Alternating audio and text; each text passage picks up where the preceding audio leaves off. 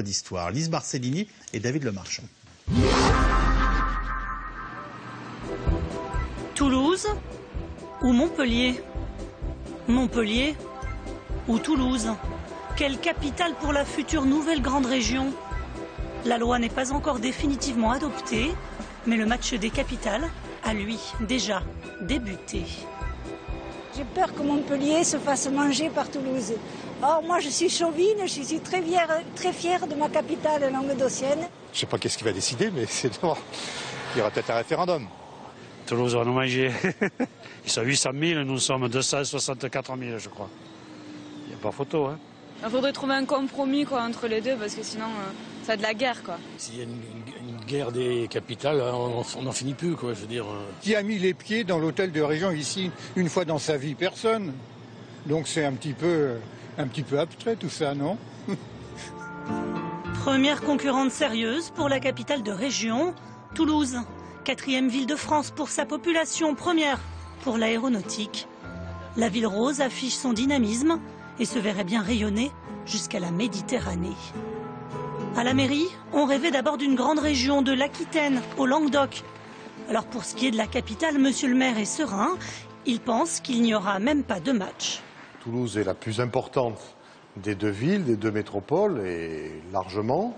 Elle a sur le plan économique également un poids qui est le premier. Donc je crois que très naturellement, c'est Toulouse qui doit être capitale. Mais pour autant, je ne suis pas partisan de créer un rapport de force en antagonisant Montpellier et Toulouse. Au contraire, je défends l'idée d'un dialogue qui doit se tenir et avec mon collègue de Montpellier, on fait le nécessaire depuis quelques mois. On n'a pas attendu le vote de la loi pour que les deux métropoles fonctionnent, je dirais, de manière intelligente. À Montpellier, les rêves de grandeur de Georges Frêche ne sont jamais bien loin. Le défunt maire qui rêvait de rebaptiser ses terres Septimanie comme un rempart à l'Occitanie. Au siège de l'agglomération, on continue à voir grand. Voici le nouvel homme fort de Montpellier. Il accepte volontiers que Toulouse soit capitale, à condition que Montpellier le soit aussi. Ce serait catastrophique de créer une compétition à la mort entre les deux capitales, puisque moi je vois le territoire avec deux capitales. Ce n'est pas l'intérêt des populations d'avoir une ville à l'ouest et le désert après. Une ambition qui justifie bien un petit cours d'histoire. Je suis un peu historien de formation et j'ai beaucoup d'affection pour Toulouse parce que le comte de Toulouse était le seigneur de l'ancien Languedoc qui avait deux capitales, une politique et une administrative. Et ce que nous avons fait au XIIe siècle, cela m'étonnerait beaucoup que nous ne soyons pas capables de le répéter en mieux au XXIe. Retour à Toulouse, au siège de la région.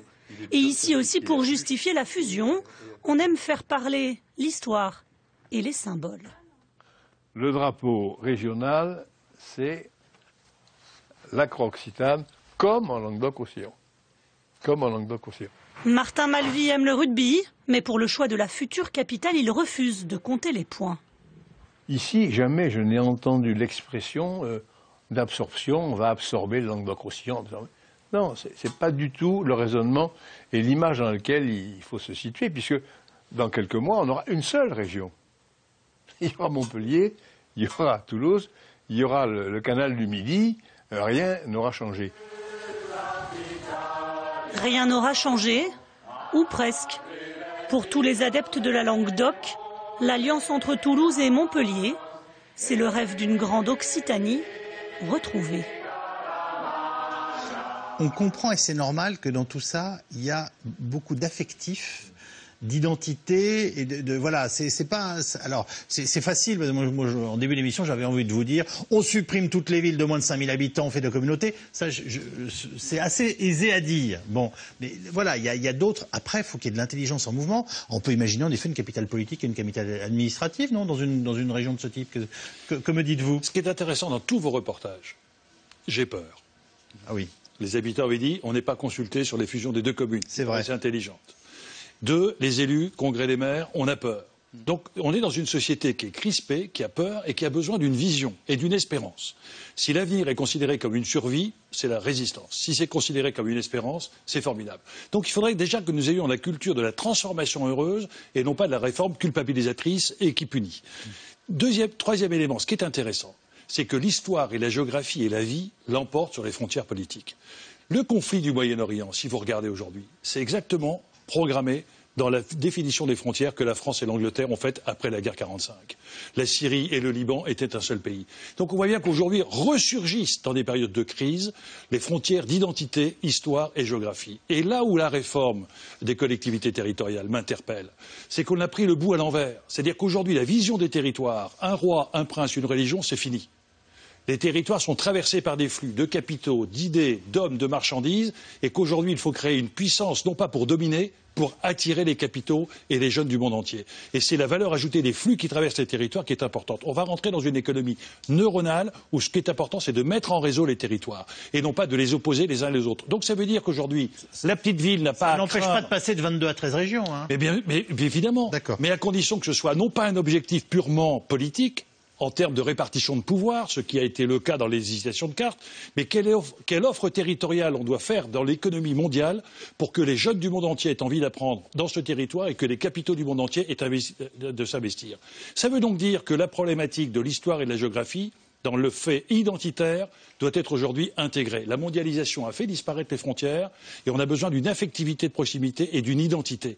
Donc c'est-à-dire qu'aujourd'hui, Toulouse et Montpellier ont besoin de s'entendre. Et c'est là où ils ont raison. Visiblement, ils vont y arriver. Évidemment. On s'aperçoit que la réforme de l'Alsace, elle a buté pourquoi ? Parce qu'ils n'ont pas pu se mettre d'accord sur la répartition des pouvoirs entre Strasbourg et Colmar. Et que c'était une lutte de ducs qui a fait capoter cette réforme de l'Alsace. Donc, soyons attentifs.